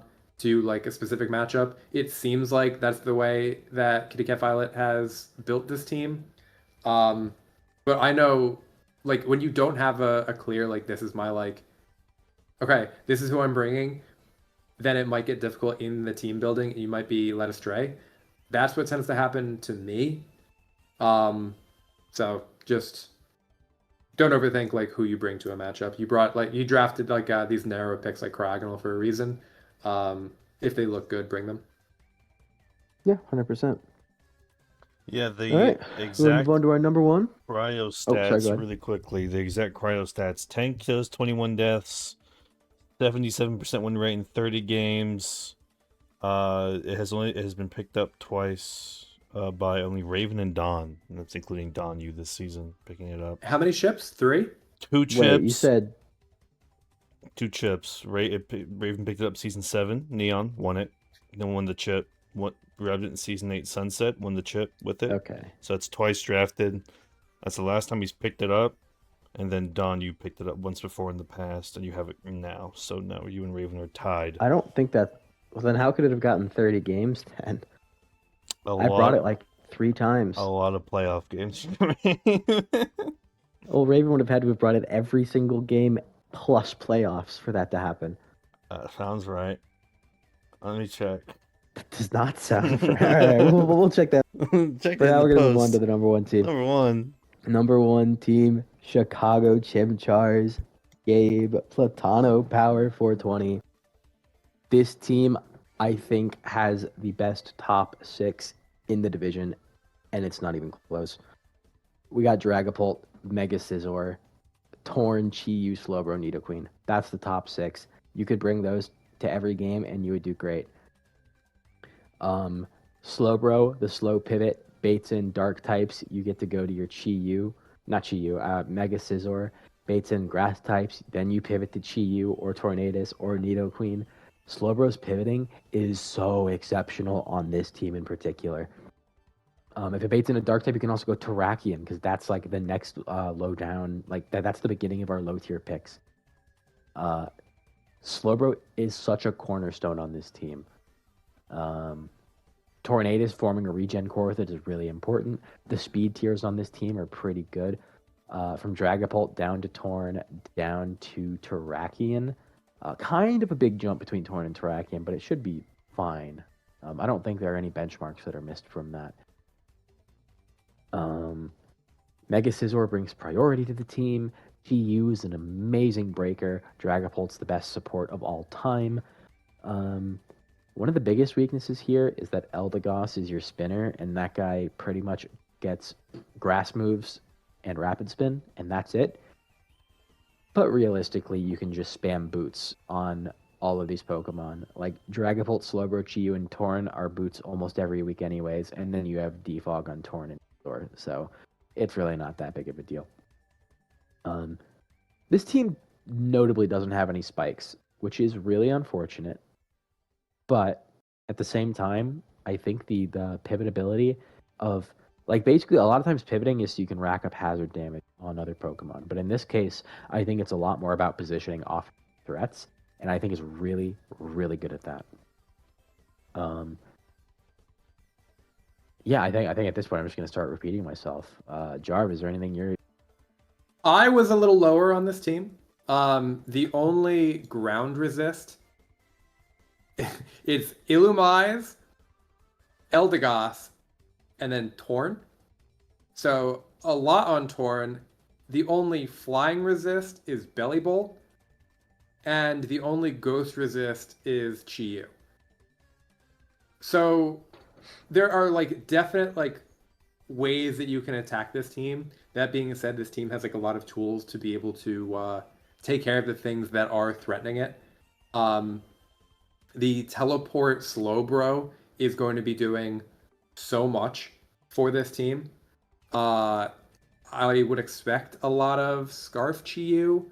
The threat of like a Dragon Dance Dragapult cannot be understated, although it's missing kind of that physical ghost type move. Besides like Phantom Force. Just click Phantom Force. Just click Just Phantom sack Force. up and click it. Yeah. What are they going to do? Go to their 2-point normal type? Yeah, all right, get Dragon Darts the next turn. This team doesn't have spikes, but your primary source of removal is Tornti and Mega Scizor Defog. So, like, that makes sense to me. One of the previous teams we looked at had Clefable and Jirachi. There's the Mesprit team with the Mega Delphox. No such like Healing Wish support on this team. Similar to does Illumise get Healing Wish? I don't believe so. Am I crazy? I don't believe so. Don talked about at the beginning of the video how strong like T-Wave was. Again, like a lot of the best mons on this team are like so fast, but if you're sure to come in against like Choice Scarfers to try to like deal with Dragapult. I would actually think Bellybolt is going to come to more games than you might think for this team. I'm such like a Bellingham Bolt fan.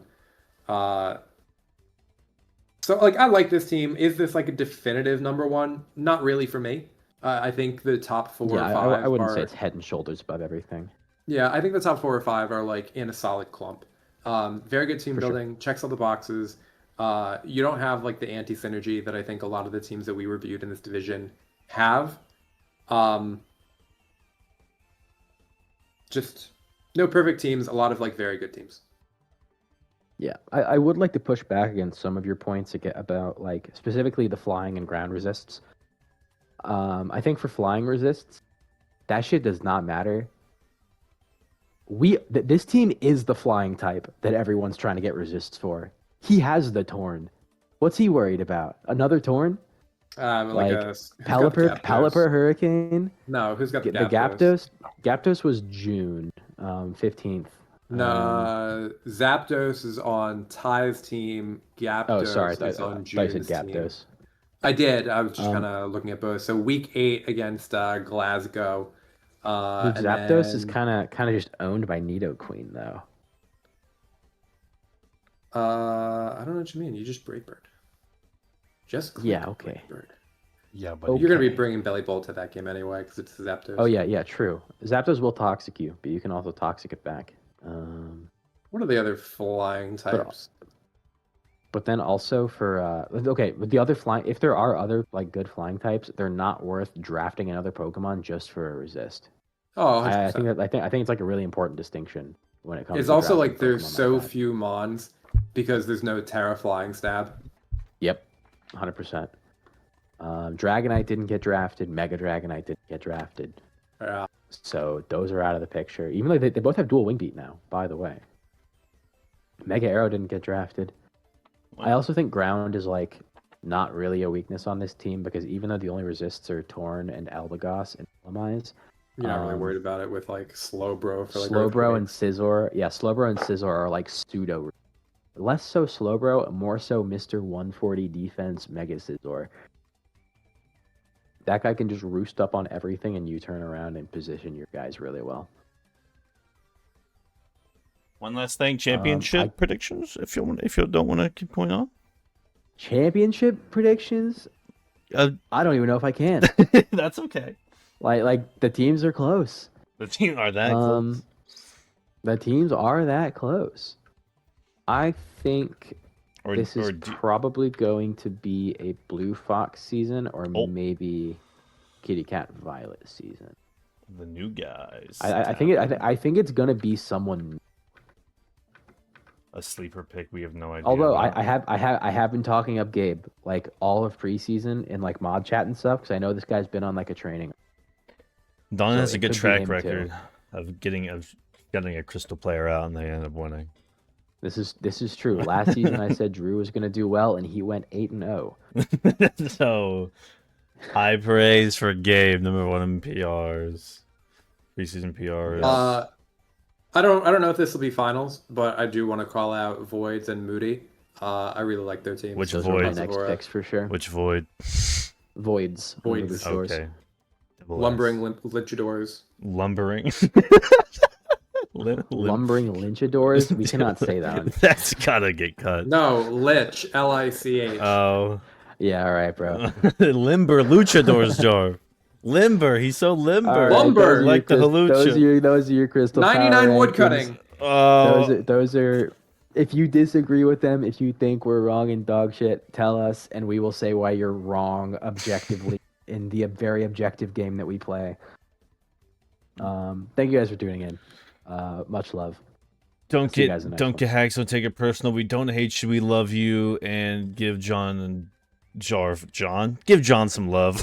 By Darv and Don. Sponsored by Quad, ChatGPT, the Helsinki Jellison Club, Soaring Flying, SoFi Bank. Wait a minute. I stopped you there. I stopped you at SoFi Bank. You ready to go? Yeah. All right. All right. Go 3, 2, 1. Soaring, make sure you add an hour to the runtime of the video. Yeah. I know that people want something longer than Stargazer. We don't want to talk that much. So please just add enough time so that our video is 1 second longer than Stargazer. I can do that. It's easy. If you just slow our voices down in post, that'd be great. Yeah.